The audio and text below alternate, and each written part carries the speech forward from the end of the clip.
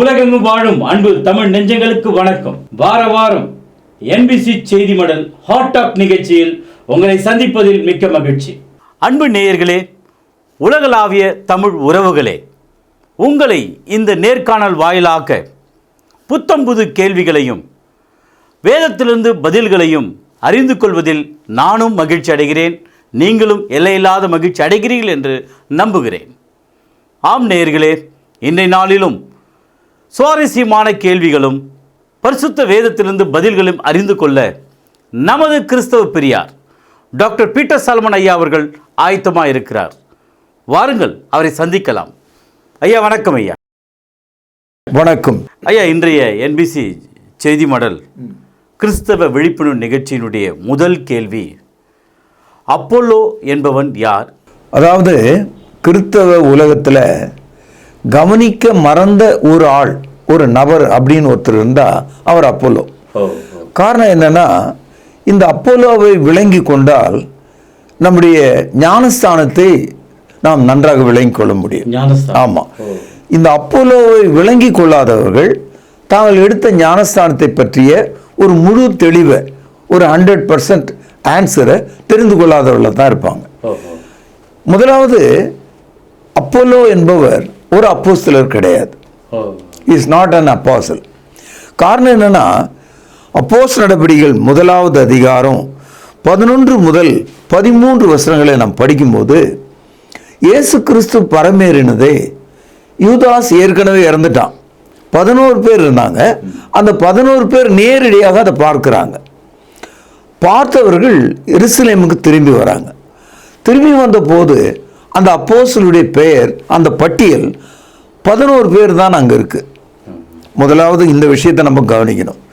இதே 1ஆம் அதிகாரத்தில் 12வது நபராக சீட்டு போட்டு ஒரு ஆளை தேர்ந்தெடுக்கிறாங்க.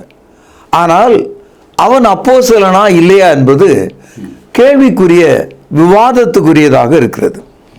ஆனால் அப்போஸ்தலர் நடபடிகள் 9வது அதிகாரம் 15, 16 வசனங்களில் அதற்கு கர்த்தர், நீ போ, அவன் புறஜாதிகளுக்கும் ராஜாக்களுக்கும் இஸ்ரவேல் புத்திரருக்கும் என்னுடைய நாமத்தை அறிவிக்கிறதுக்காக நான் தெரிந்து கொண்ட பாத்திரமாயிருக்கிறான். அவன் என்னுடைய நாமத்து நிமித்தம் எவ்வளவாய் பாடுபட வேண்டும் என்பதை நான் அவனுக்கு காண்பிப்பேன். இந்த 2 வசனங்களும் தமஸ்குவிலே ஞானஸ்தானம் பெற்ற அப்போஸ்தலனாகிய பவுலை பற்றியது. இந்த இடத்துல தேவன், நான் தெரிந்து கொண்டவன், நான் தெரிந்து கொண்ட பாத்திரம், எனக்காக மிகுந்த பாடுகளை அடைய போகிறான், அவன் புறஜாதியருக்கும் இஸ்ரவேலருக்கும் நற்செய்தியை சொல்லுவான் என்று சொல்லுகிறார். அப்படியானால் 11 அப்போஸ்தலர்களோடு இணைக்கப்பட வேண்டிய நபர் அப்போஸ்தலனாகிய பவுல். இரண்டாவது, புதிய ஏற்பாட்டில் உள்ள 27 புத்தகத்தில் 13 நிருபங்களை இவர் தான் எழுதியிருக்கார். ஆகவே இயேசு கிறிஸ்துக்காக அதிக பாடுபட்டவரும் வசனத்தை நமக்கு எழுதி தந்தவருமா இருக்கிறார் இந்த 12வது அப்போஸ்தலர். வெளிப்படுத்தல் 21வது அதிகாரம் 14வது வசனம் கவனிக்க வேண்டிய ஒரு வசனம்.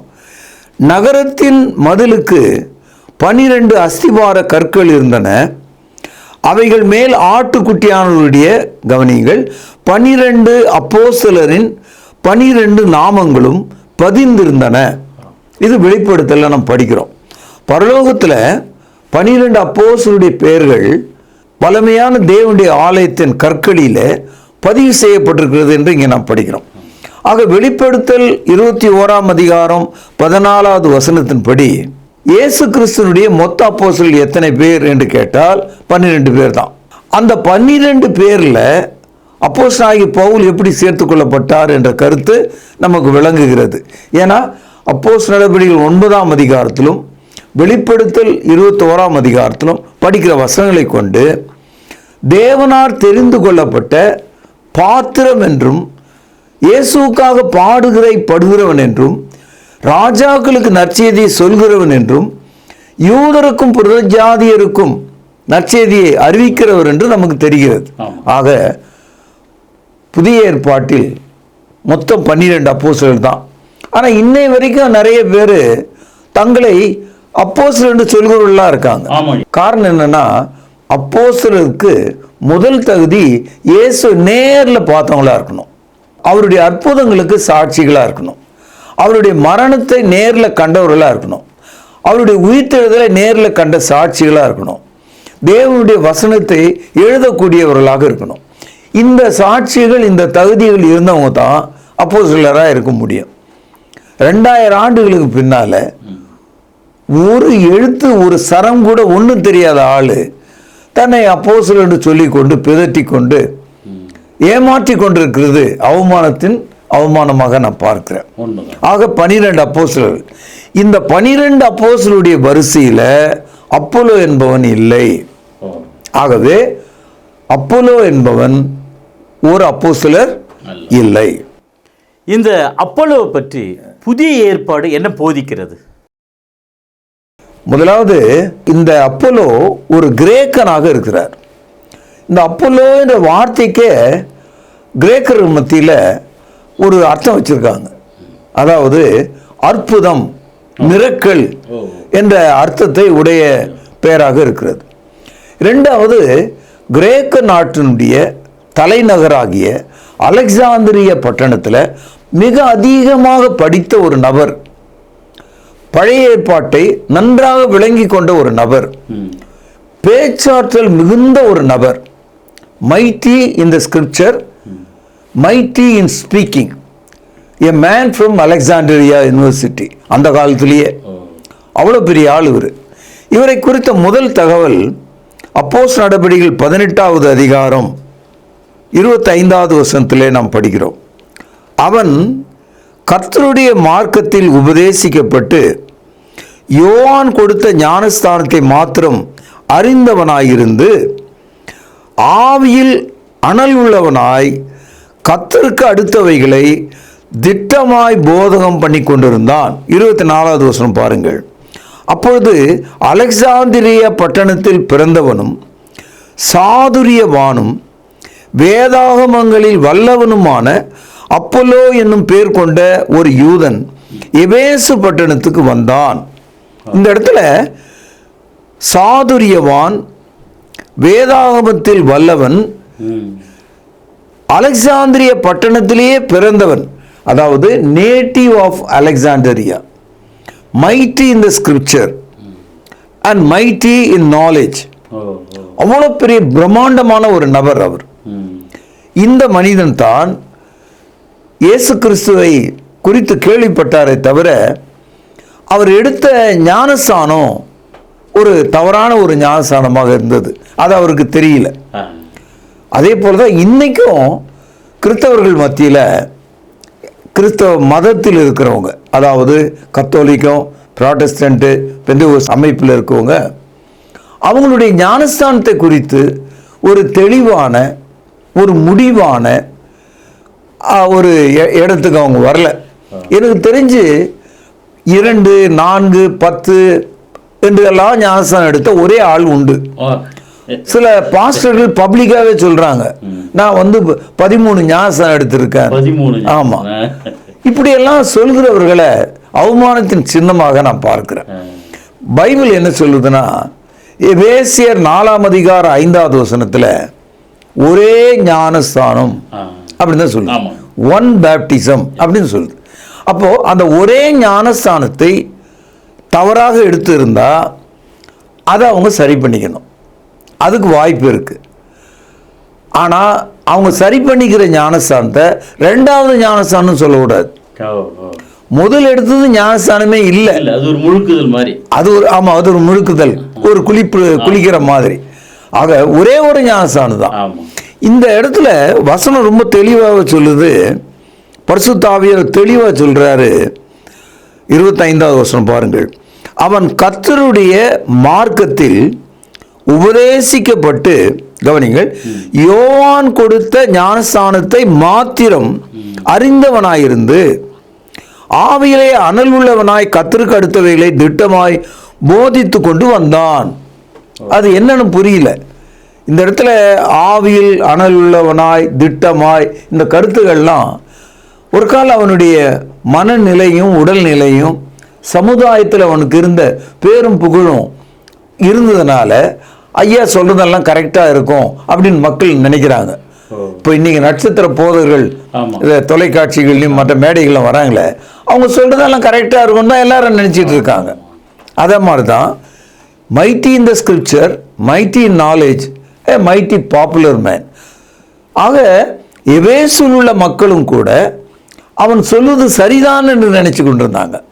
அந்த இடத்துல ஆக்கிலா பிரிஸ்கிலால்னு ஹஸ்பண்ட் அண்ட் ஒய்ஃப், ஆக்கிலா ஆண், பிரிஸ்கிலா பெண். இன்னைக்கும் கிறிஸ்தவர்கள் மத்தியில் ஆக்கிலா பிரிஸ்கிலான்ற பேர் இருக்குது, நீங்க பார்க்கலாம்.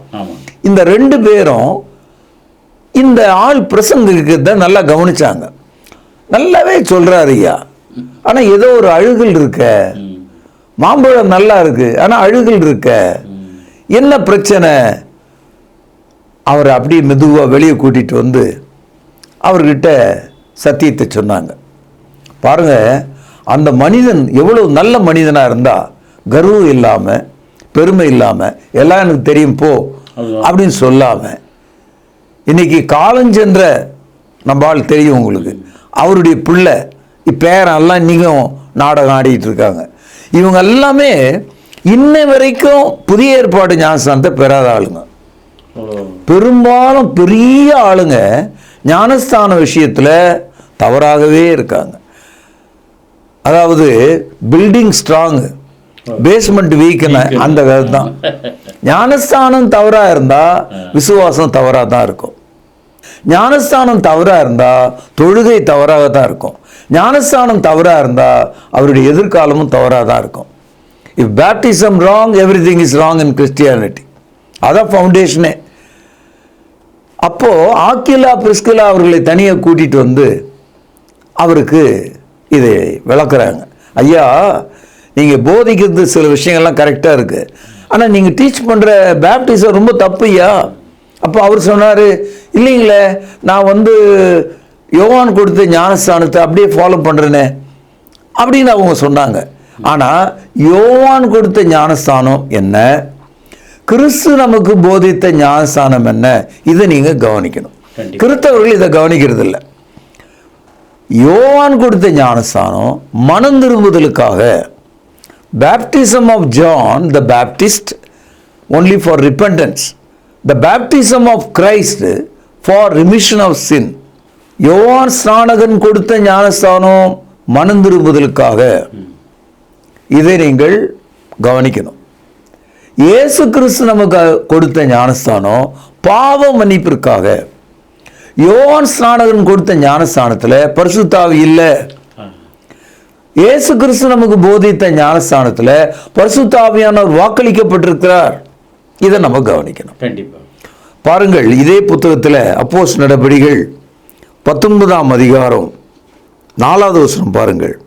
அப்பொழுது பவுல், யோவான் தனக்கு பின் வருகிறவராகிய கிறிஸ்து இயேசுவிலே விசுவாசியா இருக்க வேண்டும் என்று ஜனங்களுக்கு சொல்லி மனம் திரும்புதலுக்கு ஏற்ற ஞானஸ்தானத்தை கொடுத்தானே. அப்போ யோவான் கொடுத்த ஞானஸ்தானம் மனம் திரும்புதலுக்காக. இதே கருத்தை மத்தேயு 3ஆம் அதிகாரம் 11வது வசனத்தில் நம்ம படிக்கிறோம். ஆக யோவான் அறிமுகப்படுத்தின ஞானஸ்தானம் மனிதனை மனம் திரும்புவதற்கு மட்டும்தான் உதவி செய்யுது.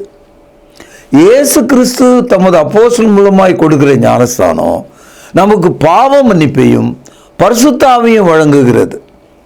அதனால தான் இயேசுநாதர் தமது அப்போஸ்தலரிடத்தில் சொன்னார், மத்தேயு 28ஆம் அதிகாரம் 18வது வசனத்தில், வானத்திலும் பூமியிலும் சகல அதிகாரம் என கொடுக்கப்பட்டிருக்கிறது. ஆகையால் நீங்கள் புறப்பட்டு போய் சகல இனத்தாரையும் சீஷராக மாற்றி அவர்களுக்கு பிதா குமாரன் பரிசுத்த ஆவியின் நாமத்திலே ஞானஸ்தானம் கொடுத்து என்று சொன்னார். இதே கருத்தை அப்போஸ்தலர் நடபடிகள் 2ஆம் அதிகாரம் 38வது வசனத்தில் ஒரு சில மக்கள் நாங்கள் என்ன செய்ய வேண்டும் என்று கேட்ட பொழுது பேதுரு அவர்களுக்கு சொல்கிறார், நீங்கள் மனம் திரும்பி ஒவ்வொருவரும் கர்த்தராகிய இயேசு கிறிஸ்துவினுடைய நாமத்தில் பாவ மன்னிப்புக்கென்று ஞானஸ்தானம் பெற்றுக்கொள்ளுங்கள், அப்பொழுது பரிசுத்த ஆவியின் வரத்தையும் பெறுவீர்கள் என்று சொன்னான். இந்த பரிசுத்த ஆவியும் பாவ மன்னிப்பும் யோவான் கொடுத்த ஞானஸ்தானத்தில் வாக்களிக்கப்படல. இந்த ஞானஸ்தானத்தை தான் எபேசியர் 4ஆம் அதிகாரம் 5வது வசனத்துல ஒரே ஞானஸ்தானம் என்று நாம் படிக்கிறோம். இரண்டாவது, யோவான் ஸ்நானன் கொடுத்த ஞானஸ்தானத்துல கிறிஸ்துவனுடைய மரணம், அடக்கம், உயிர்த்தெழுதல் இடம்பெறவில்லை. ஏன்னா யோவான் ஞானஸ்தானம் கொடுத்து கொண்டிருந்த காலத்துல இயேசு சிலுவையில் மரிக்கல, அடக்கம் பண்ணப்படல, உயிரோடு எழுந்திருக்கல. யோவான் ஸ்நானன் இயேசுனுடைய மரணத்துக்கு முன்னாலேயே சிரச்சேதம் பண்ணப்பட்டவராக ஏறுவதனால அவர் மரித்து விட்டார். அதனால the baptism of John, it is not in continuation, it's already done away before the cross of Christ. And after the cross of Christ, ரோமருக்கு எழுதிய நிருபம் 6ஆம் அதிகாரத்தில் ஞானஸ்தானத்தில் கிறிஸ்துவனுடைய மரணம், அடக்கம், உயிர்த்தெழுதல் இடம்பெறுவதை நீங்கள் பார்க்கலாம். 6ஆம் அதிகாரம் 3வது வசனம், கிறிஸ்து இயேசுவுக்குள்ளாக ஞானஸ்தானம் பெற்ற நாம் அனைவரும், கவனிங்கள், அவருடைய மரணத்துக்குள்ளாக ஞானஸ்தானம் பெற்றதை அறியாமல் இருக்கிறீர்களா? மேலும் பிதாவின் மகிமையினாலே கிறிஸ்து மரித்தெழுந்து எழுப்பப்பட்டது போல நாமும் புதிதான ஜீவனுள்ளவர்களாய் நடந்து கொள்ளும்படிக்கு, கவனிங்கள், அவருடைய மரணத்துக்குள்ளாகும் ஞானஸ்தானத்தினாலே கிறிஸ்துவுடனே கூட அடக்கம் பண்ணப்பட்டோம்.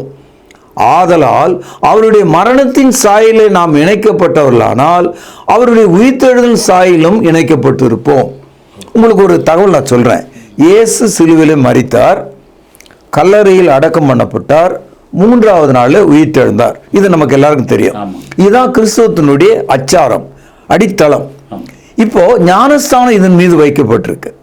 பாவியாகிய ஒரு மனிதன் ஞானஸ்தானத்தில் கிறிஸ்துவனுடைய கட்டளையின்படி தண்ணீரில் அவன் முழுகும் போது கிறிஸ்துவோடு அடக்கம் பண்ணப்படுறான். தண்ணீரிலிருந்து எழுந்திருக்கும் போது கல்லறையிலிருந்து எழுந்த இயேசுவை போல அவருடைய உயிர்த்தெழுதலை இணைக்கப்பட்டிருக்கிறான். பாவத்துக்காக அவன் மனம் திரும்பும் போது கிறிஸ்துவுடனே அவன் மரித்தவனாக இருக்கிறான்.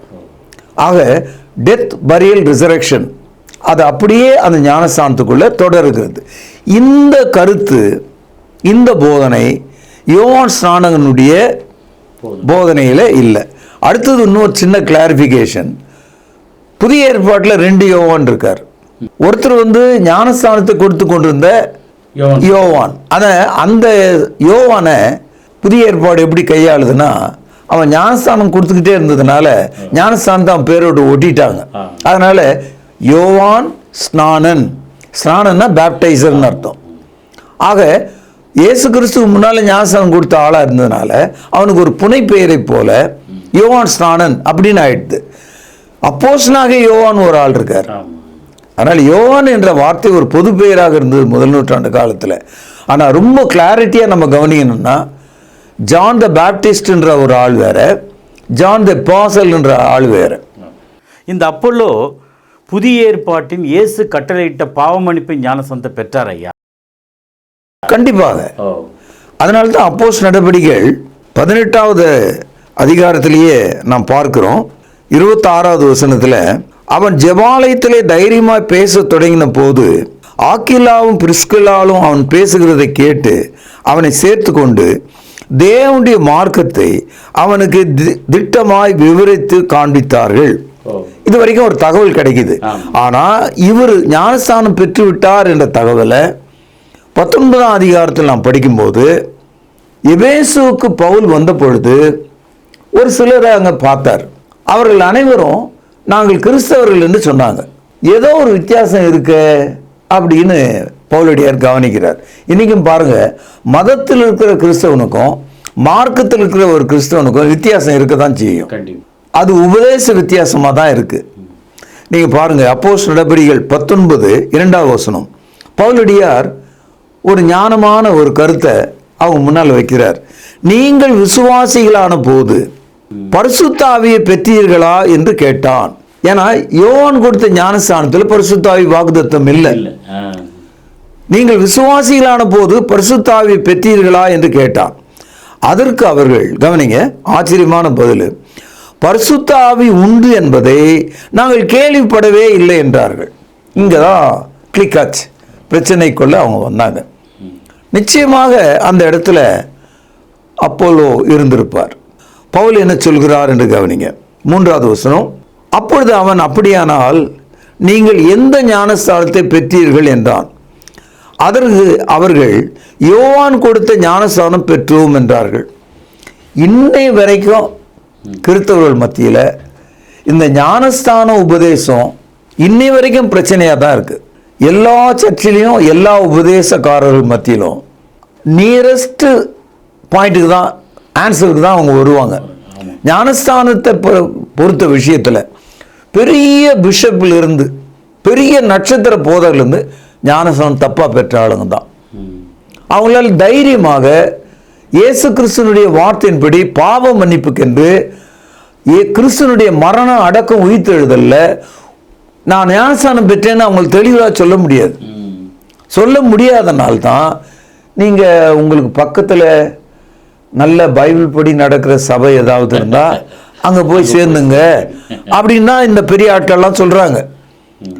அப்போது பைபிள் படி நடக்கிற சபைன்னு சொல்கிற ஒரு ஆள் பைபிள் படி சொல்கிற சபையில் கொடுக்குற ஞானஸ்தானத்தை அவங்க சொல்ல முடியாது. ஏன்னா இவரே எடுக்கல அதை. அங்கே ஒருத்தர் பார்த்து அவரை கேட்டாங்க, அந்த காலஞ்சென்று போதுகிற பார்த்து, அப்போ எங்கள் பக்கத்தில் ஒரு பெரிய கேத்தலிக் சர்ச் இருக்கியான்னு, அங்கே மட்டும் போகாத இவர் சொல்கிறார். அப்போ இதுலேருந்து என்ன தெரியுதுன்னா ஒரு ஊழல் அவர்களுக்குள்ளும் இருக்கு, மற்றவங்களுக்குள்ளும் இருக்கு, தெளிவில்லாமல் இருக்காங்க. அதான் நான் சொல்லுவேனே, ஒருவருடைய ஞானஸ்தானம் தவறாக இருக்குமானால் அவருடைய அஸ்திவாரம் முழுதும் தவறு, அவருடைய நம்பிக்கை தவறு, விசுவாசம் தவறு, கர்த்தருடைய பந்தி தவறாக போச்சு. ஒருவனுடைய பிறப்பு தவறாக இருந்தால் வளர்ப்பு தவறாக இருக்கும். புரியுதுங்களா? ஒருவனுடைய பிறப்பு தவறாக இருந்தால் அவனுடைய வளர்ப்பு மட்டும் எப்படி சரியாக இருக்க முடியும்? அப்போது இந்த கேள்வியை கேட்குறார். ஏன்னா கிறிஸ்துவனுடைய ஞானஸ்தானத்தில் பரிசுத்த ஆவியானவர் வாக்களிக்கப்பட்டிருக்கார். இந்த சிக்கலான ஒரு கேள்வி கேட்டவுன்னா அவனை மாட்டிட்டானுங்க.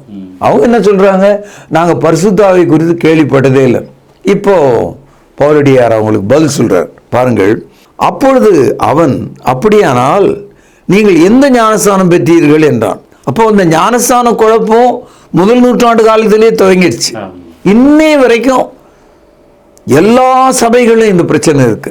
அதற்கு அவர்கள் யோவான் கொடுத்த ஞானஸ்தானம் பெற்றோம் என்றார்கள். கரெக்டாக சொல்லிட்டாங்க. அப்போ யோவான் கொடுத்ததும் தண்ணியில தான் ஞானஸ்தானம், இயேசு கிறிஸ்து கொடுத்ததும் தண்ணியில தான் ஞானஸ்தானம், எல்லாம் ஒன்று தானே அப்படின்னு இந்த குழப்பவாதிகள் சொல்றாங்க. ஆனால் அது கிறிஸ்துவனுடைய கட்டளை இல்லை, கிறிஸ்துவனுடைய அதிகாரத்தின் கீழ் இல்லை, அது கிறிஸ்துவனுடைய வார்த்தையின் கீழ் இல்லை, அது புதிய ஏற்பாட்டின் உடன்படிக்கையின் வார்த்தை அல்ல என்பதை புரிஞ்சிக்கவே இல்லை. அப்போதான் அவர் சொல்றாரு 4வது வசனத்தில், அப்பொழுது பவுல் யோவான் தனக்கு பின் வருகிறவராகிய கிறிஸ்து இயேசுவிலே விசுவாசியா இருக்க வேண்டும் என்று ஜனங்களுக்கு சொல்லி, கவனிங்கள், மனம் திரும்புதலுக்கு ஏற்ற ஞானஸ்தானத்தை கொடுத்தானே என்றான். கிளியர் பண்ணார். அதாவது யோவான் ஸ்நானன் கொடுத்த ஞானஸ்தானம் ஒன்லி ஃபார் ரிப்பென்டன்ஸ், மனம் திரும்புதலுக்காக. அப்படியே கிறிஸ்து கொடுக்கும் ஞானஸ்தானம் வேற அப்படின்னு சொன்ன உடனே பாருங்கள், அதை கேட்டபோது அவர்கள் கர்த்தராகிய இயேசு நாமத்திலே ஞானஸ்தானம் பெற்றார்கள். தங்களை கரெக்ட் பண்ணிக்கிட்டாங்க. நிறைய பேர் என்கிட்ட கேட்குறாங்க, ஐயா இப்போ கரெக்ட் சரியான ஞானஸ்தானம் என்னன்னு எங்களுக்கு தெரியுது, ஆனால் 2வது ஞானஸ்தானம் எப்படி நம்ம எடுக்க முடியும், இது ஒரு குழப்பமாச்சு அப்படின்றாங்க. முதலாவது நான் சொல்றேன், நீ எடுத்தது முதலாவது ஞானஸ்தானம்னு சொல்றியே, அது ஞானஸ்தானமே இல்லை, அது வெறும் குளிப்பு, அது மத சடங்காச்சாரம், உன் அறியாமையில் செய்த காரியம், அதை விட்டு விடுங்கள். ஞானஸ்தானம் என்பது ஒன்றுதான். எபேசியர் 4:5 படி ஞானஸ்தானம் என்பது கிறிஸ்துவனுடைய கட்டளை தான். மத்தேயு 28வது அதிகாரம் 19வது வசனம் படி. ஆனால் அந்த ஒரு ஞானஸ்தானத்தை பாவத்தை உணர்ந்து மனம் திரும்பி விசுவாசிக்கிற ஒரு மனிதன் எந்த காலத்திலும் பெற்றுக்கொள்ளலாம். அவனுடைய சரீர மரணத்துக்கு முந்தின நிமிஷம் வரைக்கும் அவன் ஞானஸ்தானத்தை பெறுவதற்கு தேவன் அவனுக்கு கிருபை அளித்திருக்கிறார். அதனால குழப்பத்தினால உங்கள் விசுவாசத்தை துரோகமாக மாற்றிக்கொள்ளாதீங்க. ஏதோ தெரியாமல் எடுத்துட்டேன், ஏதோ அந்த காலத்தில் சொன்னாங்க அதை எடுத்துக்கிட்டேன், அது போட்டோம், நான் இப்போ நல்ல விசுவாசியாச்சேன், நான் அபிஷேகம் பெற்றிருக்கேனே, நான் போதகராச்சேன், ஊருக்கெல்லாம் சொல்றேன் இல்ல, இப்போ போய் ஞாபகம் எடுத்தா அவன் எல்லாம் என்ன சொல்லுவான் நம்மள, இப்படியே யோசித்து போறாங்க. இவங்களுக்காகத்தான் அப்போலோ என்பவர் ஒரு மாதிரியா இருக்கார். வேதாகமத்தில் வல்லமனும் ஞானம் உடையவனும் அலெக்சாந்திரியா பட்டணத்தில் பிறந்து வளர்ந்து படித்தவனும் பவுலப்போஸ்தலனுக்கு நிகரான ஒரு மனிதன் இவன். அப்பேற்பட்ட மனுஷன் கூட ஒரு சாதாரணமான கணவன் மனைவி சொன்ன அந்த செய்தியை கேட்டு புரிஞ்சுக்கிட்டார். எவ்வளவு பிரபலமான ஒரு நபரா இருந்தாலும் அந்த ஒரு ஞானத்தை சரியா பெறணும், நல்லா பெற்றுக்கிட்டார். அதனால யோவான் கொடுத்த அந்த ஞானஸ்தானத்தை விட்டு அவர் சரியான ஞானஸ்தானத்துக்கு இந்த அப்போலோ என்பவர் திரும்புகிறார். ஐயா, இன்னொரு கேள்வி ஐயா, பவுல் ஏன் ஐயா இவர் தமக்கு சமமான தோழரா கருதுறாரு? காரணம் என்னன்னா, பவுலுடைய காலத்தில் சமகாலத்தில் பவுலுக்குரிய வேத அறிவை உடைய ஒரு மனிதனாக அப்போலோ இருக்கார். அது மட்டும் இல்லை, ரோம மொழி, இத்தாலிய மொழி, கிரேக்க மொழி, யூதர்களுடைய மொழியாகிய ஹீப்ரு மொழி, இதையெல்லாம் நன்றாக தெரிந்த ஒருவராக இருக்கிறார் அப்போலோ. அப்போலோவுக்கு பேப்டிச விஷயம் ஒன்று தான் பிரச்சனையாக இருந்தது, மற்ற எல்லா விஷயத்திலும் ஒரு கரெக்டான மனிதனாக இருந்தார். இதை கண்டு வியந்த அப்போஸ்தலனாகிய பவுல் தனக்கு ஒரு இணையான நபராக, தோழனாக அவரை பார்க்கிறார். பாருங்க, 1 கொரிந்தியர் 1 அதிகாரம் 12ஆம் வசனம் பாருங்கள். உங்களில் சிலர் நான் பவுலை சேர்ந்தவன் என்றும் அப்போலோவை சேர்ந்தவன் என்றும் கேபாவை சேர்ந்தவன் என்றும் நான் கிறிஸ்துவை சேர்ந்தவன் என்றும் சொல்லுகிறபடியால் நான் இப்படி சொல்லுகிறேன். காரணம், அப்போஸ்தலனாகிய பவுல் வாழ்ந்த காலத்தில் பேதுரு ஊழியம் செய்கிறார். அப்போஸ்தலனாகிய பவுலும் பேதுரும் ஊழியம் செய்த காலத்தில் அப்போலோவும் ஊழியம் செய்ய வந்துட்டார். அதனால மக்கள் என்ன செய்கிறாங்க, யாருக்கு ஞானஸ்தானம் கொடுத்தாங்களோ அவங்கள பின்பற்றவங்கள மாறினாங்க. பவுலடியார் சொல்றாரு, அப்படி இல்லை, நாங்கள் அனைவரும் கர்த்தருடைய வேலை செய்கிற வேலைக்காரர்கள். நீங்கள் இயேசு கிறிஸ்து நாமத்தில் தான் ஞானஸ்தானம் பெற்றீங்க, கிறிஸ்து பிரிந்திருக்கவில்லை. ஆகவே நீங்கள் இதை விளங்கிங்க. 1 கொரிந்தியர் 4 அதிகாரம் 6வது வசனம் ரொம்ப முக்கியமான ஒரு வசனம். இங்கேயும் அப்போலோவை குறித்து அப்போஸ்தலனாகிய பவுல் ஒரு சிறப்பான கருத்தை சொல்றார். பாருங்க, சகோதரரே, எழுதப்பட்டதற்கு மிஞ்சி எண்ண வேண்டாம் என்று நீங்கள் எங்களாலே கற்றுக்கொள்ளவும். இந்த வசனத்தில் எழுதப்பட்டதற்கு மிஞ்சி அப்படின்றது என்னன்னா, புதிய ஏற்பாட்டை சொல்றார். புதிய ஏற்பாட்டில் 27 புத்தகம் இருக்கு. எழுதப்பட்டதற்கு மிஞ்சினா அதிகமாக, கூடுதலாக நீ எண்ணாத. டு நாட் திங்க் பியாண்ட், யோசனையே கூடாதுன்றார். கிறிஸ்துவனுடைய வார்த்தையை தாண்டி நீ வெளியே போகக்கூடாதுன்றார். அதுக்கு ஒரு உதாரணமா சொல்றாரு, நீங்கள் எங்களால் கற்றுக்கொள்ளவும் ஒருவனும் மற்றொரு நிமித்தம் விரோதமாக இருமாப்படையாதிருக்கவும்.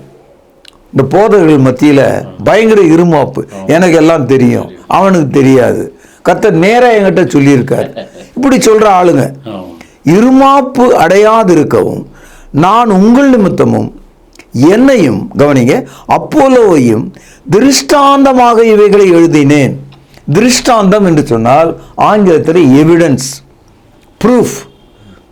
ஆக முதல் நூற்றாண்டு காலத்தில் அப்போலோ என்பவர் தவறான ஞானஸ்தானத்திலிருந்து சரியான ஞானஸ்தானத்துக்கு திரும்பின ஒரு நபராக இருக்கிறார். அந்த திரும்பின மனிதன் தேவ வசனத்தின் கீழே, எழுதப்பட்ட வசனத்தின் கீழே மிஞ்சி எண்ணக்கூடாத சத்தியத்தின்படி நடக்கிற ஒருவராக இருக்கிறார். ஆகவே தான் பவுலும் அப்போலோவும் விசுவாச விஷயத்தில், கர்த்தருடைய ஊழிய விஷயத்தில் நல்ல தோழர்களாக இருந்தாங்க. அதனால் இந்த நாளில் நாம் அப்போலோவை தெரிந்து கொண்டால் நம்மை நாம் தெரிந்து கொள்ள முடியும், நம்முடைய ஞானஸ்தானத்தை நாம் தெரிந்து கொள்ள முடியும். பவுல் அப்போஸ்தலர் தன்னுடைய கடைசி காலம் வரைக்கும் இந்த அப்போலோவை மனசில் வச்சிருக்கார். தீத்து 3வது அதிகாரம் 13வது வசனம், நியாய சாஸ்திரியாகிய சேனாவுக்கும், கவனிங்கள், அப்போலோவுக்கும் ஒரு குறைவில்லாதபடிக்கு அவர்களை ஜாக்கிரதையாய் வழிவிட்டு அனுப்புங்கள்னு சொல்றார். அதனால ஃபர்ஸ்ட் செஞ்சுரியில் த டாலஸ்ட் பில்லர், உயரமான ஒரு தூணை போல அப்போலோ இருக்கிறார். அவருடைய இனிய நண்பராக பவுலடியார் இருக்கிறார் என்பது கடைசி வரைக்கும் இருந்திருக்கார். ஐயா, இன்றைய என்பிசி செய்தி மடல் இந்த ஹாட் டாக் நிகழ்ச்சியில் உண்மையிலே அப்போலோ என்ற ஒரு மனிதனுடைய வாழ்வில் எப்பேற்பட்ட மாற்றம் அந்த சரியான ஞானஸ்தானத்தில் அவர் பெற்றதை ரொம்ப நேர்த்தியாக விளக்கி சொன்னீங்க. ரொம்ப நன்றிங்க ஐயா. வணக்கம். நிகழ்ச்சியை பார்க்கிற அன்பு நேயர்களே, நீங்கள் பெற்ற ஞானஸ்தானம் புதிய ஏற்பாட்டின்படி இயேசு கொடுத்த கட்டளையின்படி ஒரே ஞானஸ்தானமா, சரியான ஞானஸ்தானமா? சிந்தியுங்கள், செயல்படுங்கள். மீண்டும் என்பிசி செய்தி மடலில் உங்களை சந்திக்கும் வரை விடைபெறுவது உங்கள் அன்பு அறிவிப்பாளன் சார்லஸ் எஸ் குணசேகரன். நன்றி, வணக்கம். தொடர்பு கொள்ள வேண்டிய முகவரி: திருமறை நேரம், 58 சர்ச் தெரு, குமரன் நகர், சென்னை 6,82,000. செல்போன் 9385500882.